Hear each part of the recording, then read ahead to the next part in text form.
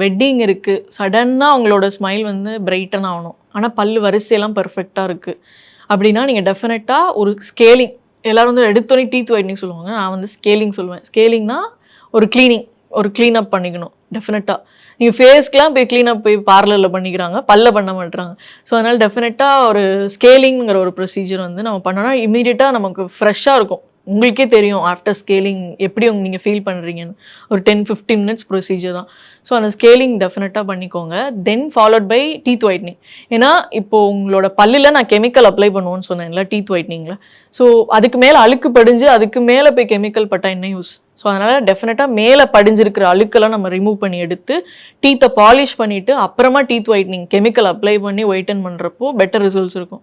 So teeth ஒயிட்னிங்கும் இம்மீடியட்டா பண்ணக்கூடிய procedure. But ஆனா ரொம்ப நெக் ஆஃப் த இதுல வந்து நீங்க பண்றது ரொம்ப கல்யாணத்துக்கிட்ட வச்சுட்டு லைக் ஒரு 2 டேஸ் பிஃபோர் நீங்க பண்ணிக்கிற இல்லாம, ஒரு 4 டேஸ் பிஃபோர் நீங்க பண்ணிக்கலாம். ஸோ அப்படி பண்றப்போ ஏதாவது பல்ஸ் சென்சிட்டிவிட்டி இருந்துச்சுன்னா எங்களால மேனேஜ் பண்ண முடியும். உங்களுக்கு ஒரு பேஸ்ட்டோ அந்த மாதிரி ஏதாவது கொடுத்து நாங்கள் மேனேஜ் பண்ண முடியும். ரொம்ப கிட்ட ரொம்ப க்ளோஸரா வந்து நம்ம பண்ணிக்க வேண்டாம். எப்படி ஃபேஷியல்ஸ்லாம் சொல்லுவாங்கல்ல, ரொம்ப பிஃபோர் த வெட்டிங் பண்ணாதீங்க அப்படி அங்கிட்டிங்கிற மாதிரி